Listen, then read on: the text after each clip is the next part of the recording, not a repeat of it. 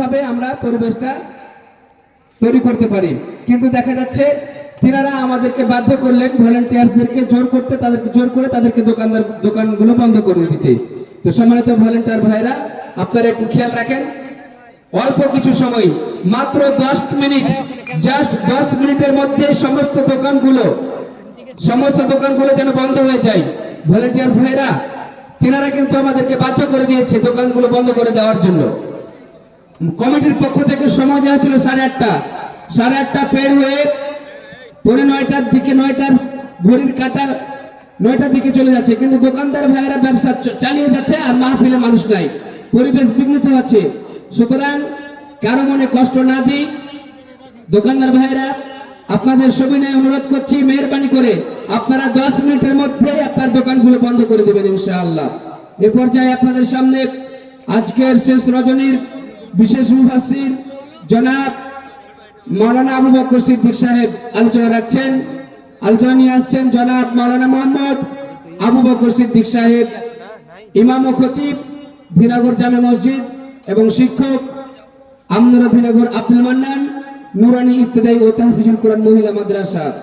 হুজুরকে তার মূল্যবান আলোচনা রাখার জন্য সবিনয়ে অনুরোধ করছি।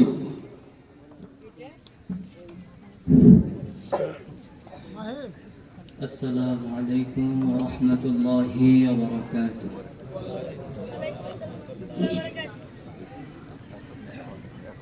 الحمد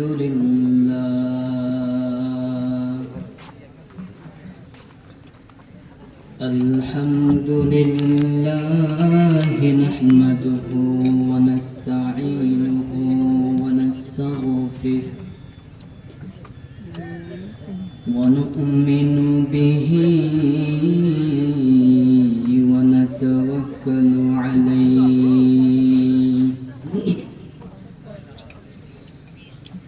ونعوذ بالله من شرور أنفسنا ومن سيئات أعمالنا.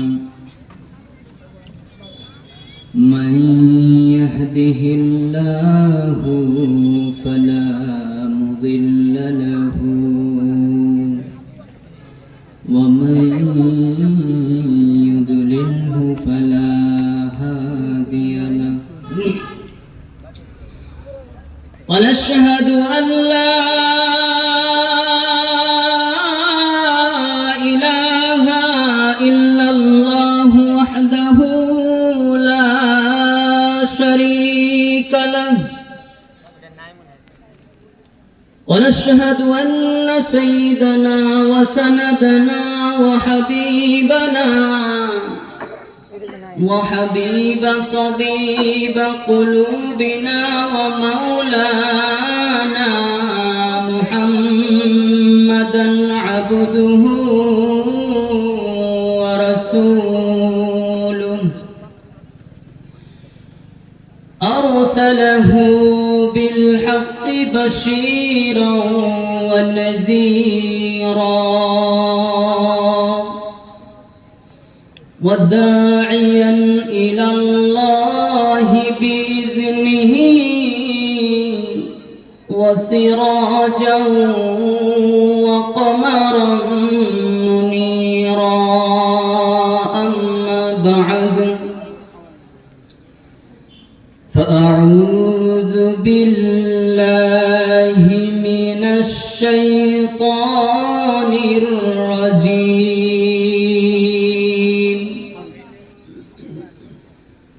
بسم الله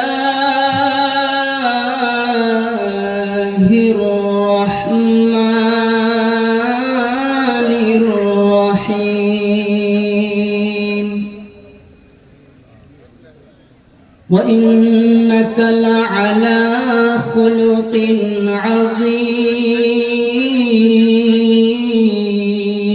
عظيم. وقال تعالى في كلامه المجيد والفرقانه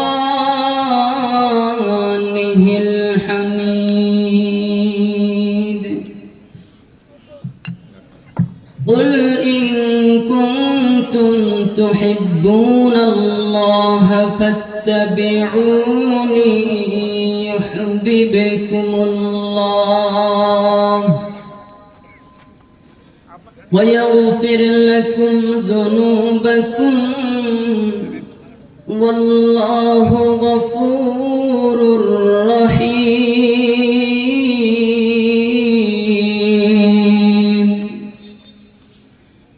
وقال النبينا عليه الصلاة والسلام: من أحب سنتي فقد أحبني ومن أحبني كان معي في الجنة. صدق الله مولانا العظيم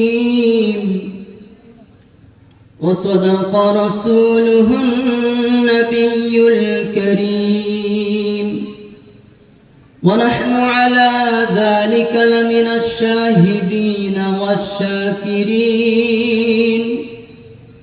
والحمد لله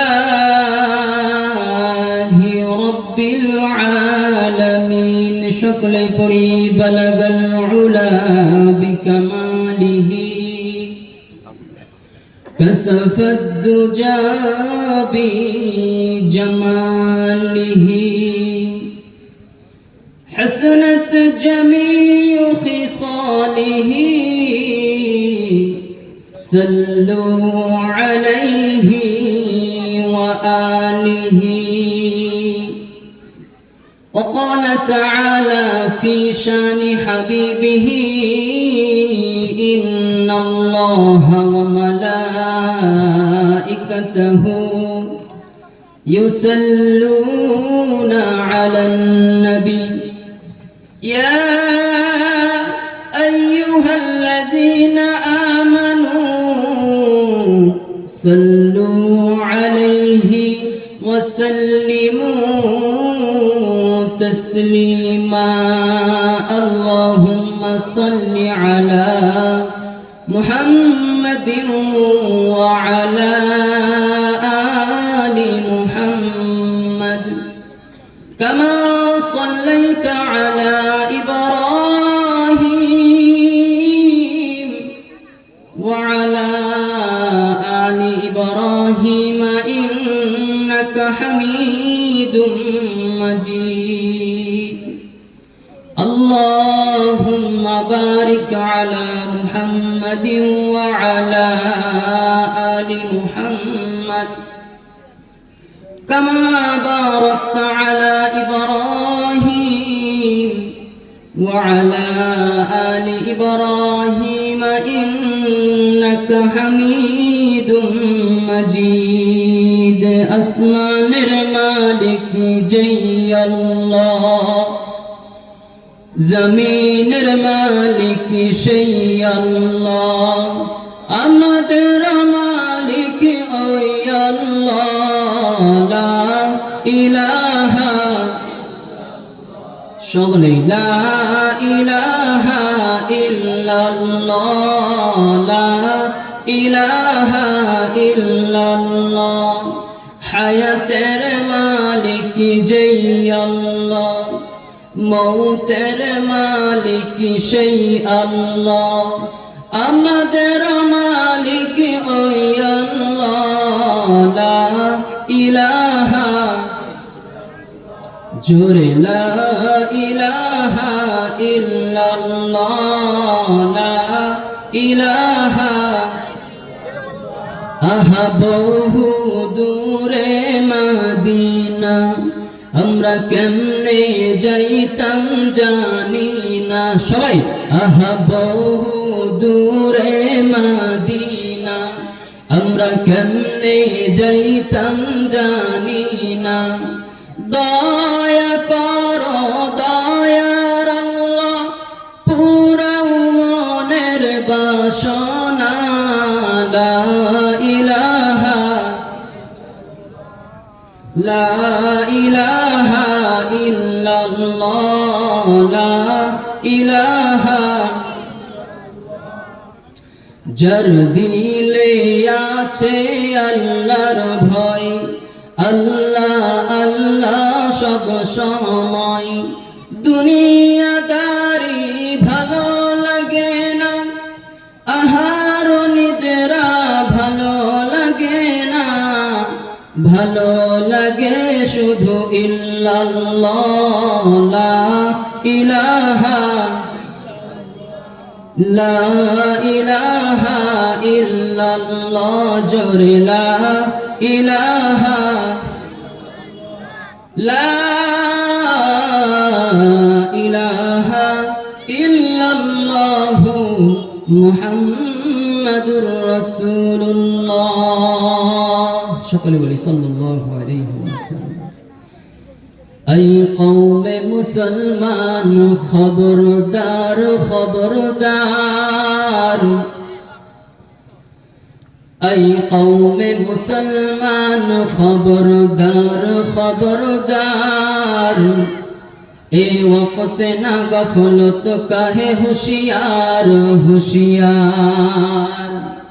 तू मर्द मुसलमान है, तू मर्द मुसलमान, तू मर्द मुसलमान है, तू मर्द मुसलमान। एक हाथ में तलवार हो, एक हाथ में कुरान, जोरे बोलें कथा ठीक की ना। एक हाथ में तलवार हो, एक हाथ में कुरान। ए मुसलमान তুমি না সিংহের জাতি, বর্তমান বাংলাদেশের যে ভয়ঙ্কর পরিস্থিতি, তোমার গাফলতি করলে চলবে না। এমন হুঁশিয়ার থাকতে হবে মুসলমান, যেন কেউ আর উসমান হাদির মতো হত্যা হতে না হয়। জোরে বলেন কথা ঠিক কিনা। तू मर्द मुसलमान है, तू मर्द मुसलमान। अरे तुम्हें ना सिंहेर जाति, मुसलमानेर जाति। एक हाथ में एक हाथ में तलवार है, एक हाथ में कुरान। তুমি যেই সময় কথা বলবা, তোমার এক হাতের মধ্যে আল্লাহর কিতাব কোরআন থাকবে, আর আরেক হাতের মধ্যে থাকবে তরবারি। যদি দেখা যায় কোনো ব্যক্তি আমার আপনার রাসূলকে নিয়ে কটূক্তি করে কথা বলে, যদি দেখা যায় কোনো বাউলের ফাগুল আমার আল্লাহর নিয়ে কথা বলে, এক হাতের মধ্যে কোরআন থাকবে, এক হাতের মধ্যে হাদিস থাকবে। আল্লাহর রাসূল বলেন যে আমারে গালি দিল, তার দুনিয়ায় বেঁচে থাকার কোনো অধিকার নাই, কতল করে দিতে হবে। জোরে বলেন কথা ঠিক কিনা। মুসলমান সিংহের জাতি হবে।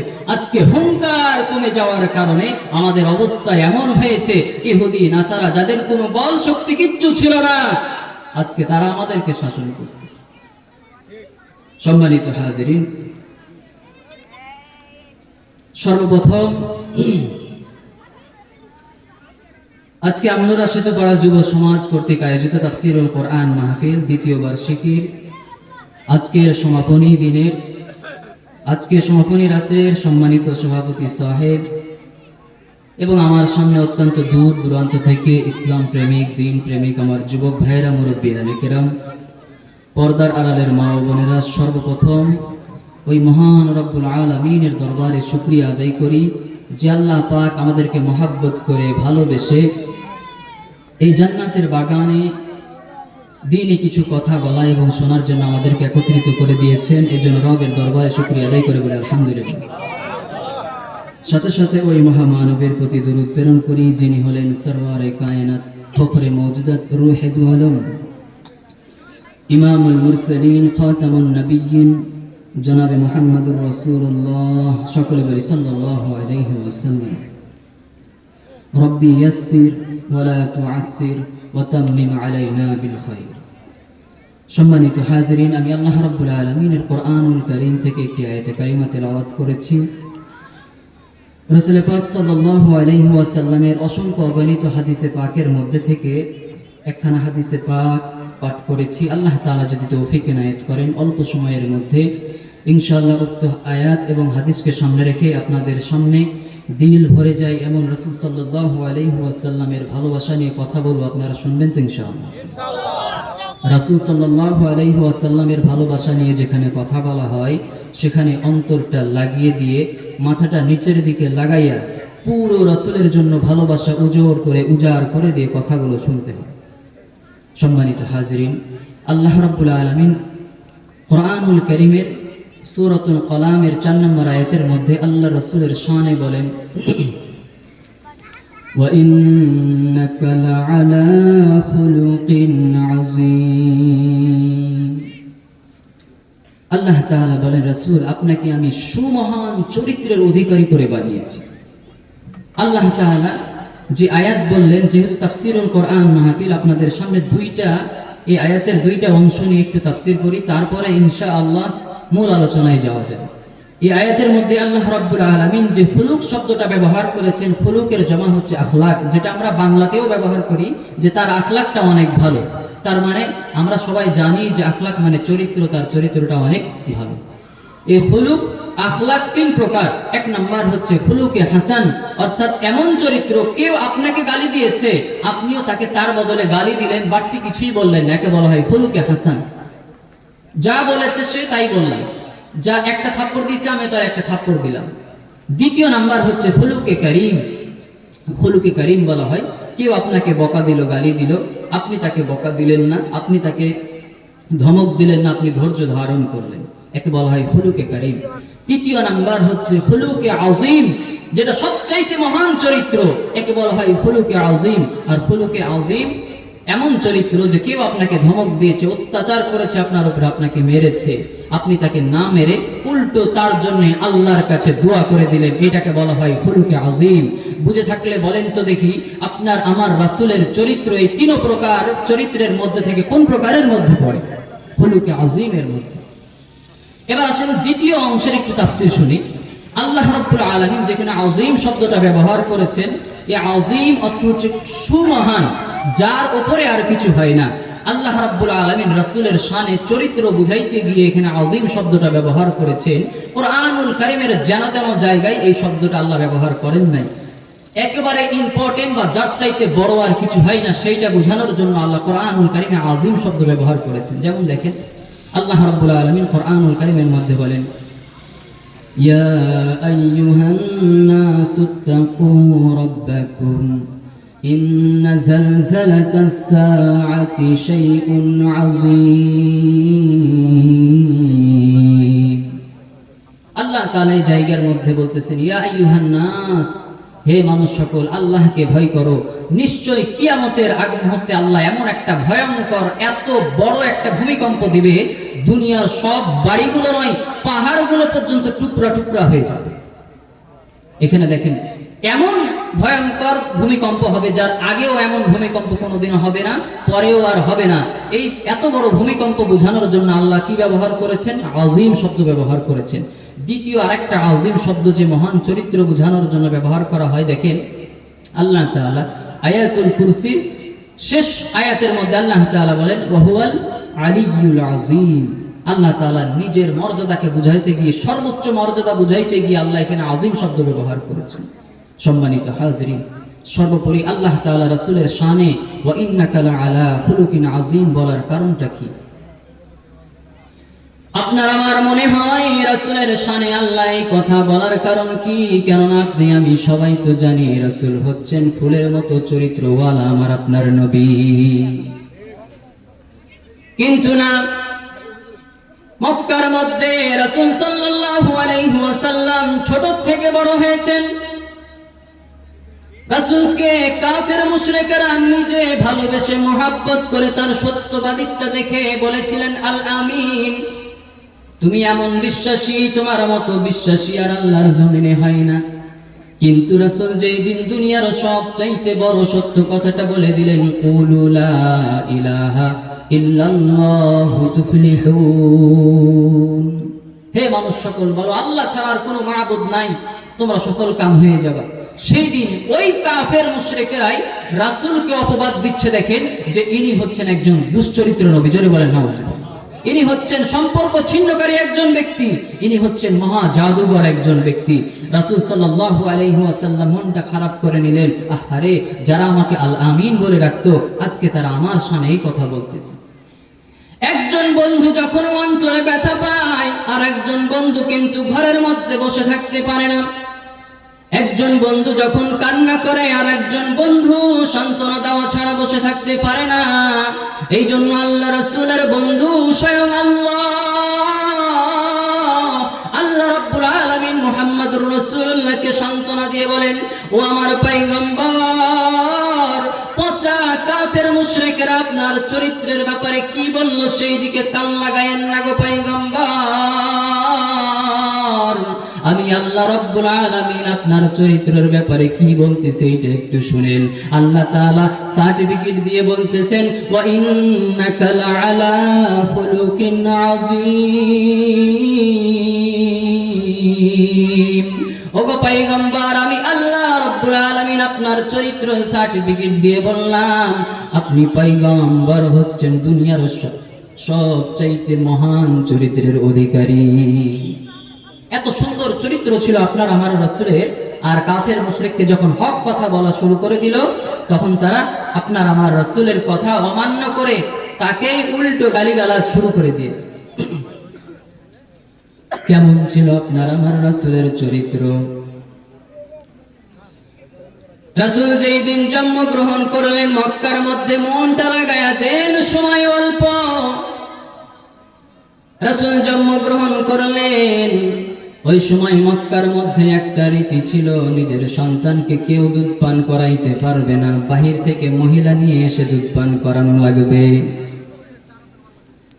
তায়েফের নিকটবর্তী এক এলাকা থেকে 10 জন মহিলা মক্কার মধ্যে আসলো, দুধের সন্তানদেরকে নিয়ে যাবেই বলে। মক্কার মধ্যে এসে যখন বাচ্চাদেরকে তালাশ করতেছে, আম্মা জান আমিনা দরজাটা খুলে দিয়ে মুহাম্মদুর রাসূলুল্লাহকে কোলের মধ্যে নিয়ে চুপ করে আশা নিয়ে বসে আছে।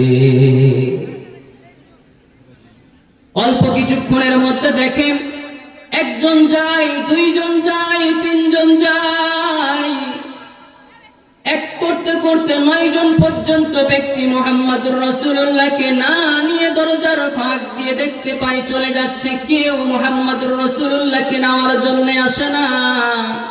কারণ আপনার আমার নবী ছিলেন এতিম নবী। বলেন কেমন নবী? এতিম নবী। কেমন এতিম? রাসূল জন্মের মধ্যে গর্ভের মধ্যে থাকার 6 মাস বয়সে বাবাকে হারিয়েছেন।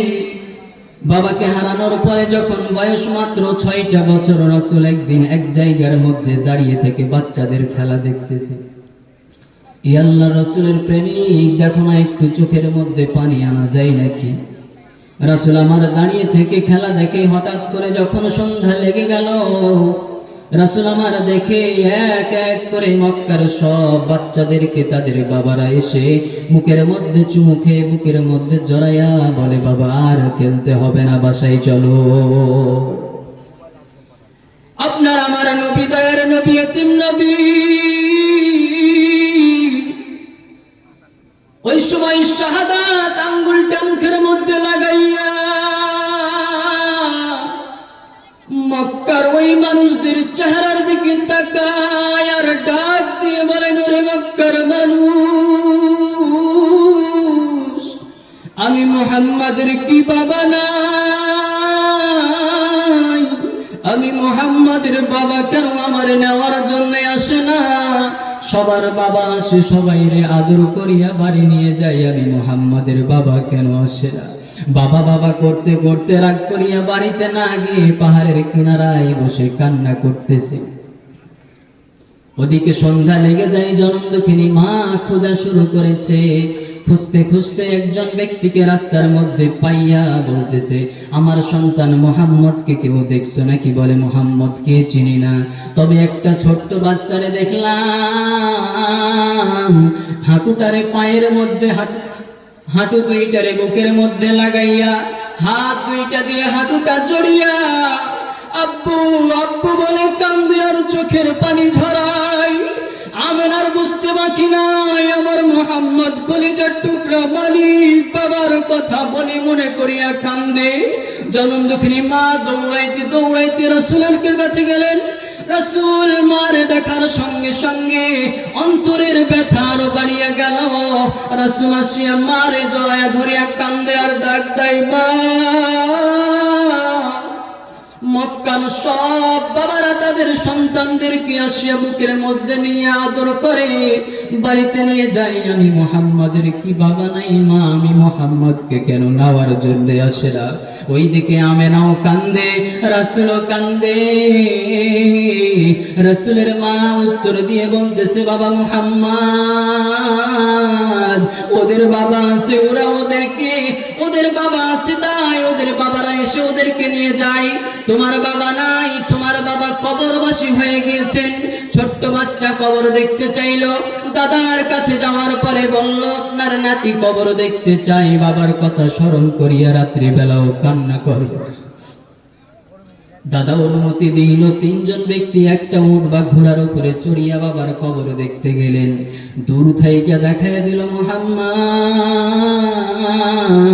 ওই যে দেখা যায় কবর, গাছটা দেখা যায়, ওর নিচেই তোমার বাবার কবর। কেমন বাবার প্রেমিক ছিলেন আপনার আমার নবী! গাছটায় তাড়াতাড়ি উঠ থেকে লাফ মারিয়া নামিয়া জমিনের মধ্যে দুইটা হাত লাগাইয়া কবরটার চাপিয়া ধরিয়া কান্দে, বাবা কই, বাবা কই, বাবা কই। মুহাম্মাদুর রাসূলুল্লাহ কান্দে আর ডাক দিয়ে বলেন, বাবা, মক্কার মানুষেরা তাদের সন্তানদেরকে আদর করিয়া বুকের মধ্যে জড়ায়। এ বাবা, তুমি কি আমি মুহাম্মদ রে একবার কোলে নিবা না রে বাবা? তুমি কি আমি মুহাম্মদ রে একবার আদর করবা না রে বাবা? এমন করিয়া কান্না দেখিয়া জনম দেখিনি মা মুহাম্মদকে জোর করিয়া উটের উপরে উঠাইয়া আবার রওনা দিয়ে দিয়েছেন। আবুয়া নামক জায়গার মধ্যে জনম দুঃখিনী মার বুকের মধ্যে ব্যথা হলো। গাড়ি ওই জায়গার মধ্যে উটটা দাঁড় করাইয়া নামিয়ে গেল। নামিয়ে যাওয়ার পরে জমিনের মধ্যে জনম দুঃখিনী মা শুইয়া বুকের মধ্যে হাত লাগায় আর ডাক দিয়ে বলেন, ও বান্দি উম্মে আইমান, আমার মুহাম্মদ কই? দে আমার কলিজার টুকরা সন্তানটারে আমি মার বুকের মধ্যে দে। আমার মনে হয় আমি মার দুনিয়ায় থাকবো না। জনম দুঃখিনী মা কান্দে আর ডাক দিয়ে বলেন, মুহাম্মদ আয় বাবা বুকের মধ্যে আয়। মুহাম্মাদুর রাসূলুল্লাহর বুকের মধ্যে নিয়ে মাথার মধ্যে হাতটা বুলাই, গালের মধ্যে চুমু খায় আর ডাক দিয়ে বলতেছেন, মুহাম্মদ আমি মারে একটু আদর করিয়া মা বলিয়া ডাকিয়া দাও। রাসূল বলে, কেন মা তুমি এমন করিয়া বলো? রাসূলের মা উত্তর দিয়ে বলতেছেন, মুহাম্মদ তুই বুঝবি না, কিন্তু আমি বুঝি। আমি মা আজকের পরে আর কোনদিন তোর মাথার মধ্যে হাত বুলাইয়া দিব না। আমি মার কোনদিন তোরে বুকের মধ্যে জড়াইতে পারবো না। এই বলিয়া যখন জনম দুঃখিনী মা কান্দে, রাসূল মারে জড়াইয়া ধরিয়া কান্দে আর ডাক দিয়ে বলেন, মা কই যাইবারে মা? তুমিও যদি চলে যাও, বাবাও যদি চলে যায়, কার কাছে ঘুমাইব? কারে মা বলিয়া ডাক দিব রে মা? এমন করিয়া কান্না করতে দেরি মা জনম দুঃখিনী দুনিয়ার থেকে চিরবিদায়। উম্মে আইমান মুহাম্মাদুর রাসূলুল্লাহর উটের উপরে নিয়ে দাদার কাছে নিয়ে গিয়েছেন। রাসূল দূর থেকে দাদারে দেখার পরে জড়িয়া দাদার গলা ধরিয়া ডাক দিয়ে বলতেছেন, দাদু বাবার কবর দেখতে গিয়া মারে হারায় আসলাম রে দাদা। এ দাদা আমি আর কারে মা বলিয়া ডাক দিব? কার বুকের মধ্যে মাথা লাগাইয়া ঘুমাবো? আমি আর কার বুকের মধ্যে মাথা লাগাইয়া ঘুমাবো? এ দাদা কি আমার মাথার মধ্যে হাত বুলাইয়া দিবে রে দাদা? কি আমারে আদর করিয়া খাওয়াইয়া দিবে? মুহাম্মাদুর রাসূলুল্লাহ যখন মার জন্য এমন করিয়া কাঁদে, দাদা উত্তরে বলতেছেন, মুহাম্মদ জীবনে যতদিন পর্যন্ত বেঁচে থাকবো তোর শরীরের মধ্যে কেউ বিন্দু মাত্র আঘাত করতে পারবে না। এমন এতিম ছিলেন আমার নবী। 9 জন চলে গেলেন, কেউ নাই না, কেউ নাই না। আমিনা মুহাম্মাদুর রাসূলুল্লাহর বিছানার মধ্যে শোয়া দিয়া মুখের দিকে তাকায় আর অঝর নয়নে কান্না করে আর বলে, বাজান এ বাবা মুহাম্মদ, এমন হতভাগিনী মায়ের গর্ভের মধ্যে আসলি, তোরে দুধ পান করানোর জন্য কোনো মায়ের ব্যবস্থা করতে পারলাম না। এমন করিয়া কান্দে, মায়ের চোখের পানি মুহাম্মদুর রাসূলুল্লাহর চেহারার মধ্যে গিয়ে পড়ে। ওইদিকে দরজার মধ্যে একটা কোরআন উড়ে যায়, দরজার মধ্যে কে যেন ডাক দিতেছে। হযরতে আমেনা ডাক দিয়ে বলেন, কে গো, আমার সন্তানকে নেওয়ার জন্য আসছো নাকি? 9 জন চলে গেছে, বলেন একজন আছে মাত্র, হালিমা। হালিমা ডাক দিয়ে বলতেছেন, আমিনা তোমার সন্তান এতিম আমি জানি, এরপরেও নেওয়ার জন্য আসছি, তবে একটা মাত্র শর্ত আছে, তোমার সন্তানটাকে দেখার পরে আমি হালিমারও পছন্দ হতে হবে। বাবা নাই তো কি হয়েছে, আমি তোমার সন্তানটাকে যদি দেখার পরে পছন্দ হয় তাহলে নিব, নয়তো নিব না। আমিনা এবার বলতেছে, আমার সন্তানকে না দেখে, আমার সন্তানকে দেখার পরে না পছন্দ করার তো কোনো সুযোগ নাই। আসার অনুমতি দিয়েছে। আসার পরে দেখে হালিমা দেখতেছে আমিনার কোলের মধ্যে একটা মনে হচ্ছে ফুটন্ত গোলাপ শুয়ে আছে। জোরে বলেন না সুবহানাল্লাহ। আপনার আমার রাসূলের চেহারা দেখিয়া হালিমা দূরের মধ্যে আর দাঁড়িয়ে থাকতে পারে নাই, দৌড়িয়ে আসিয়া মুহাম্মদুর রাসূলুল্লাহর চেহারার দিকে তাকায় আর ডাক দিয়ে বলতেছেন, আমিনা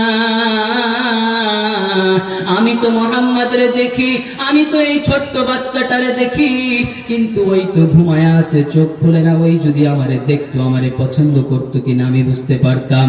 কথাটা বলতে দেরি, ঘুমান্ত নবী চোখ দুইটা চাটতে দেরি করে নাই। জোরে বলেন না সুবহানাল্লাহ। চোখটা খোলার পরে হযরতে হালিমার দিকে ছোট্ট বাচ্চা মিচকি একটু হাসি দিয়ে দিলেন। ঠোঁটটা মেকা করে হাসি দিতে দেরি, হালিমা ফেরত চলে গেলেন স্বামীর কাছে। দৌড়ে যাওয়ার পরে বলতেছেন, স্বামী আমার, এই সন্তানকে ছাড়া আমি আর যাইতে পারবো না, এই সন্তানকে ছাড়া আমি ঘরের মধ্যে একা থাকতে পারবো না, এই সন্তানকে ছাড়া আমি ঘুমাইতে পারবো না। স্বামী বুঝতে পারলেন হালিমার অবস্থা অনেক খারাপ, পছন্দ হয়ে গিয়েছে। যাও যাও, আমিনার সামনে গিয়ে প্রশংসা করে বাচ্চাটারে নিয়ে আসো। হযরতে হালিমা আমিনার সামনে গিয়ে প্রশংসা করতেছে আর বলতেছেন, তোমার বাচ্চার মতো সুন্দর বাচ্চা আমি আর কোনোদিন দেখি নাই। আমিনা ডাক দিয়ে বলতেছেন, হালিমা তুমি আমার সন্তান সহ আর কতজন সন্তান দেখেছো? এরে হালিমা শুনে রাখো, আমি আমিনা মক্কার সর্দারদের সন্তান দেখেছি, আমি আমিনা দেখেছি। আমার সন্তানের মতো সুন্দর সন্তান কোন সর্দারের ঘরের মধ্যেও নাই। হযরতে জিবরাইল ওই সময় হযরতে জিবরাইল রাসূলের সৌন্দর্য বর্ণনা করেন। জিবরাইলের বর্ণনাটা একটু শুনেন। হযরতে জিবরাইল ডাক দিয়ে বলেন, আমি জান্নাত দেখেছি, জান্নাতের হুর দেখেছি, জান্নাতের বাগবাগিচা দেখেছি, জান্নাতের ফেরেশতাদেরকে দেখেছি, দুনিয়ার ফেরেশতাদেরকে দেখেছি, সব ফেরেশতা দেখেছি, দুনিয়ার সব সৌন্দর্যগুলোকে আমি দেখেছি। সব দেখার পরে আমি জিবরাইল সাক্ষী দিই, দুনিয়ার সব সৌন্দর্যগুলোকে যদি এক পাল্লায় রাখা হয় আর মুহাম্মদুর রাসূলুল্লাহর সৌন্দর্য যদি আর এক পাল্লায় রাখা হয়, মুহাম্মাদের সৌন্দর্য কোটি কোটি গুণে ভারী হবে। আমার আল্লাহ কি বর্ণনা করে দেখেন, আল্লাহ রাব্বুল আলামিন বলেন, আমিনা কি সৌন্দর্য বর্ণনা করে, হালিমা কি সৌন্দর্য বর্ণনা করে, জিবরাইল কি সৌন্দর্য বর্ণনা করে। আমি আল্লাহ রাব্বুল আলামিন আমার পয়গম্বর সম্পর্কে বলি, আমি মুহাম্মদুর রাসূলুল্লাহর মতো সৌন্দর্য আর কাউরে সৃষ্টি করি নাই। জোরে বলেন না সুবহানাল্লাহ। এত সুন্দর নবীরে যখন হালিমা নিয়ে গেলেন, বরকত শুরু হয়েছে। হযরতে হালিমা আয়াত তেলাওয়াত করেছিলাম, ওয়া ইন্নাকা লাআলা খুলুকিন আযীম। রাসূলের মতো চরিত্র আর কারো হতে পারে না, রাসূলের চরিত্র সুমহান চরিত্র। হযরতে হালিমা বর্ণনা করেন, আমি যতদিন পর্যন্ত মুহাম্মদুর রাসূলুল্লাহকে দুধ খাইয়েছি, আমার বুকের ডান পার্শ্বের স্তন থেকে মুহাম্মদ দুধ পান করত, আর বাম পাশের স্তনটা আমার আরেকজন নিজের সন্তান আব্দুল্লাহর জন্য যোগাইতো, কোনোদিনও মুখ দিত না। আমি হালিমা বারবার চেষ্টা করেছি মুহাম্মাদের মুখটা টেনে নিয়ে এসে আমার বাম স্তনে লাগানোর জন্য।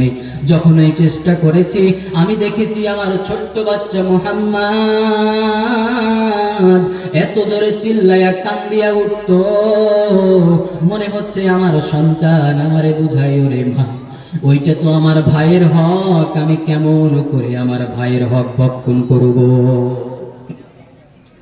এ বন্ধু, যেই কথা বুঝাইর জন্য ঘটনা শোনাইলাম, শিশু নবী, ছোট্ট নবী, এখনো পর্যন্ত কথা বলা শিখে নাই। এই নবী ভাইয়ের হক বুঝেছে, ভাইয়ের হকে কোনোদিনও মুখ দেয় নাই। অথচ তুমি আমি কেমন নিমুখ হারামের দল। মনে মনে বলি, প্রকাশ্যে বলি, আপনি আমি মুহাম্মদুর রাসূলুল্লাহর খাঁটি উম্মত। কিন্তু বড় ভাই বাবা মারা যাওয়ার পরে ছোট ভাইকে বাগাই কিনা? জোরে বলেন, কথা ঠিক কিনা? বড় ভাই ছোট ভাইয়ের জমি মেরে খেয়ে নেয়, ছোট ভাই বড় ভাইয়ের জমি মেরে খায়, ভাইয়েরা বোনদের সম্পত্তি মেরে খায়। আল্লাহ রাব্বুল আলামিনের রাসূল কথা বলা শিখে নাই, তার আগেই বুঝাইয়া দিল, আরে শুনে রাখো মুসলমান, আরে দুনিয়ার মধ্যে আমার কথাটা ইতিহাস হয়ে থাকবে, কারণ আমি ছোট্ট মুহাম্মদ কোনোদিনের জন্য আমার ভাইয়ের হকে হাত দিই নাই। আমার উম্মত যেন কোনোদিন তাদের ভাইয়ের হকে হাত না দেয়। আল্লাহ রাব্বুল আলামিন সূরাতুন নিসার 11 এবং 12 নম্বর আয়াতের মধ্যে কে কতটুকু হক পাবে সুন্দর করে বলে দিয়েছেন। এরপরে আল্লাহ তাআলা বলেন, যেই বান্দা সুন্দরভাবে বাবা মারা যাওয়ার পরে দুনিয়ার ক্ষণস্থায়ী জমির লোভ না করিয়া তার ভাইয়ের হক বোনের হক সুন্দর করিয়া আদায় করিয়া দিবে, আল্লাহ রাব্বুল আলামিন সুন্দর করিয়া বলতেছেন, তিলকা হুদুদুল্লাহ ওয়া মান ইউতি'িল্লাহ ওয়া রাসূলাহু। আল্লাহ রাব্বুল আলামিন ডাক দিয়ে বলতেছেন, তিলকা হুদুদুল্লাহ, এইটা হইতেছে আল্লাহর সীমা। ওয়া মান ইউতি'িল্লাহ ওয়া রাসূলাহু, আর যে ব্যক্তি আল্লাহ এবং আল্লাহর রাসূলের অনুগত করবে, কথা মানবে, অর্থাৎ নিজের বাবা মারা যাওয়ার পরে দুনিয়ার সম্পত্তির ভোগ বিলাস করবে না, ভাইয়ের হক ভাইকে দিয়ে দিবে, স্ত্রীর হক স্ত্রীকে দিবে, মায়ের হক মাকে দিবে, বোনের হক বোনকে দিবে, আল্লাহ তাআলা তাদের পুরস্কার কি হবে বলতেছে শুনেন। আল্লাহ রাব্বুল আলামিন এদের সম্পর্কে বলেন, ইউদখিলহু জান্নাতিন তাজরি মিন তাহতিহাল আনহার। জোরে বলেন না সুবহানাল্লাহ। আল্লাহ রাব্বুল আলামিন বলেন, যারা নাকি দুনিয়ার টাকা পয়সার লোভ করলো না, ভাইয়ের হক ভাইকে দিয়ে দিল, আমি আল্লাহ তাআলা মরতে দেরি, ওদের কবরের মধ্যে আসতে দেরি, আমি আল্লাহ ওদেরকে এত বিশাল এক জান্নাত দান করব, যেই জান্নাতের তলদেশ দিয়ে নহর প্রবাহিত হতে থাকবে। জোরে বলেন না সুবহানাল্লাহ। আল্লাহ তাআলা বলেন, খালিদিনা ফিহা, আমার ওই বান্দারা ওই জান্নাতের মধ্যে সর্বদা সর্বদা সর্বদা থাকবে। আল্লাহ তাআলা আরো বলেন, ওয়াযালিকাল ফাওজুল আযীম।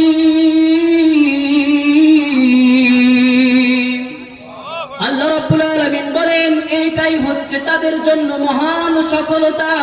কেননা একজন বান্দা একজন ভাইয়ের মাত্র হক আদায় করার কারণে, বোনের হক আদায় করার কারণে আল্লাহ তাআলা একটা এমন জান্নাত দিবে, যে জান্নাতের তলদেশ দিয়ে নহর প্রবাহিত হতে থাকবে। আর আল্লাহ বলেন, ওয়াযালিকাল ফাওজুল আযীম।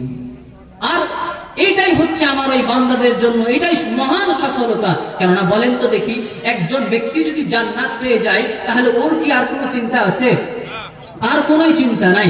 আল্লাহ তাআলা বলতেছেন পক্ষান্তরে, একটু মন দিয়ে শুনেন, কেননা আজকের এই বয়ানটা করার একমাত্র কারণ হচ্ছে, দেখবেন হাজী সাহেব, দেখবেন কয়েকবার উমরা করেছে, দেখবেন সবসময় মাথার মধ্যে পাগড়ি নিয়ে ঘুরে, দেখবেন তাবলীগের সাথে সবসময় জয়েন্ট আছে, ওদের অবস্থা খুঁজে দেখবেন, হয় ভাতিজার হক নষ্ট করেছে, না হয় বোনের হক নষ্ট করেছে, না হয় ভাইয়ের হক নষ্ট করেছে, পাইতো একটু দিছে আর একটু, এরকম ভাবে মারিং কাটিং করিয়া আজকে হাজী হয়ে বসে আছে।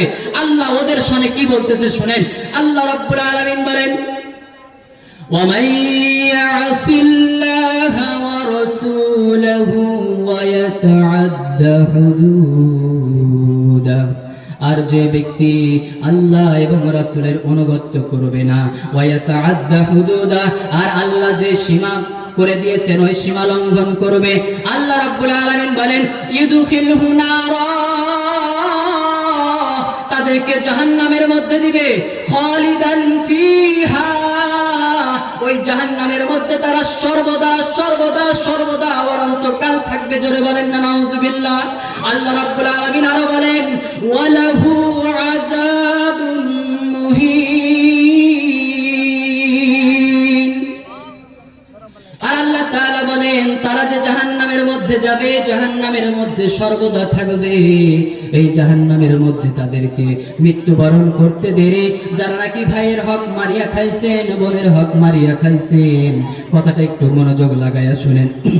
যারা নাকি এলাকার মধ্যে জমি মাপতে গিয়ে ইচ্ছা করে 1 ইঞ্চি জমি বাড়তি নিয়েছেন, অথবা ইচ্ছা করে 1 ইঞ্চি জমি আপনি আপনার সম্পর্কের ভাইকে দিয়ে দিয়েছেন, আল্লাহ রাব্বুল আলামিন বলেন ওয়ালাহু আযাবুন মুহিন, তাদের জন্য এমন লাঞ্ছনাদায়ক শাস্তি রয়েছে। হাদিস শরীফের মধ্যে আছে কেমন লাঞ্ছনাদায়ক শাস্তি।